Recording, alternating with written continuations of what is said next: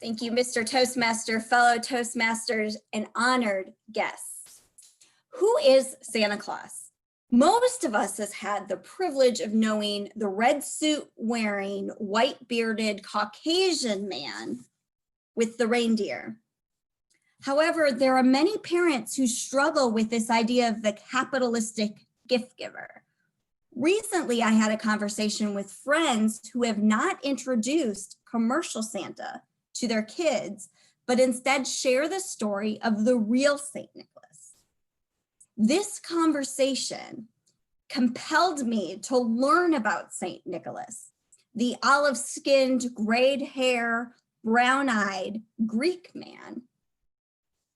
I wanted to learn how we went from a humble bishop to a mall Santa in Elves on the Shelf. What I discovered, though, was not a Hallmark Channel movie. Rather, it was more of an investigative discovery episode with humility, miracles, mystery, and prison. The story begins around 280 AD. Nicholas was born to wealthy parents in Patara, Lycia, now modern-day Turkey. Although the family was wealthy, their strong Christian faith encouraged humbleness and charity.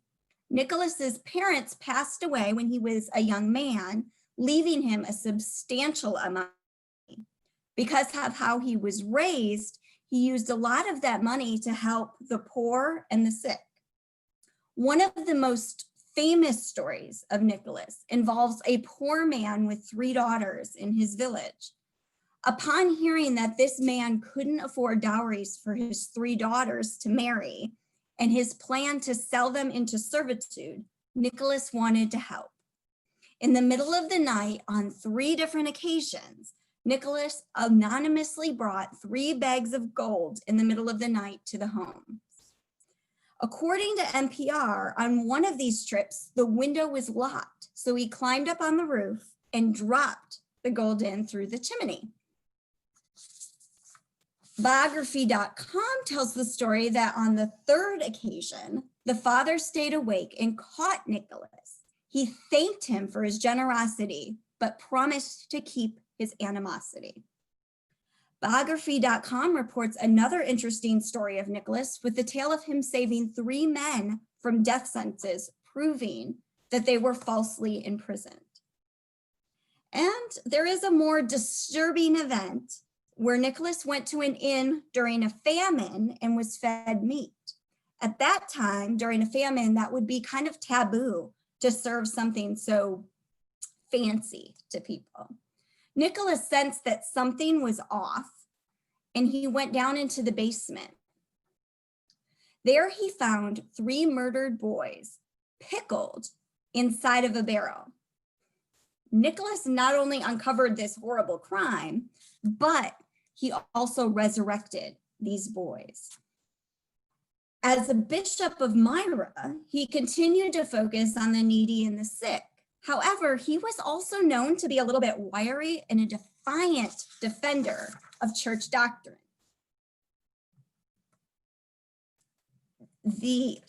National Geographic reports that during the persecution of Christians in 303, the Great Persecution, he actually got into a fight in a church in discussing this church doctrine, and his nose was broken. He also spent several years in prison prior to the end of the persecution of Christians. After his death on December 6th, around 343 AD, the account of Nicholas's miracles and ministry spread throughout Europe. Because of his legacy, he became the patron saint of children, as well as the poor, prostitutes, prisoners, sailors, several towns, and my personal favorite, single people. His legacy also began, or once he became a saint, December 6th became known as the Feast of St. Nicholas.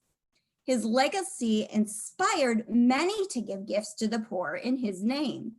For example, according to NPR, in the 12th century, French nuns began to make little gifts that they left on doorsteps of poor children. Each one of those had a little note from St. Nicholas. This then expanded to children throughout Europe, putting their shoes outside their home at night before the Feast of St. Nicholas. On the morning of December 6th, they would find gifts in their shoes.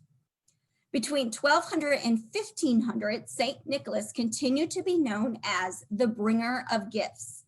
Parents used these gifts as an incentive to make their children obey. The Reformation, however, in the 1500s began to push away from honoring saints, and Nicholas was no longer a key figure to the Christmas story. Holland, however, refused to reject their Sinterklaas and kept the Feast of St. Nicholas alive. The new gift giver for the rest of the world became baby Jesus, and the holiday moved to Christmas Day instead of December 6th. However, baby Jesus didn't have the same fear factor or the perceived strength to be a gift giver like St. Nicholas did. After all, an infant can't carry presents, and the idea of Jesus threatening children didn't go over too well. Believers decided then to give a helper to baby Jesus to carry these gifts and to pressure children to obey. These helpers were based off strong German figures with names that are more in line with the Godfather characters than elves in the North Pole. Translated into English, these guys were Rough Nicholas, Ashy Nicholas, and Furry Nicholas. With these helpers, well-behaved children received gifts. The bad kids, however, received the threat of punishments such as whippings and kidnappings. Sounds a little more like Goodfellas. In the 18th century, the Dutch brought the tradition of St. Nicholas to the New World. The tradition grew in New York, especially as people wanted to reconnect with their European roots. The Feast of St. Nicholas began to overlap with Christmas as poets and writers wanted to return Christmas to a family holiday and begin to revive St. Nicholas.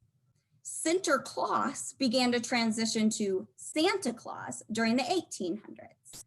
In 1809, Washington Irving's story, Knickerbocker's History of New York, first described the gift giver as a pipe-smoking Nicholas with a flying wagon that landed on rooftops.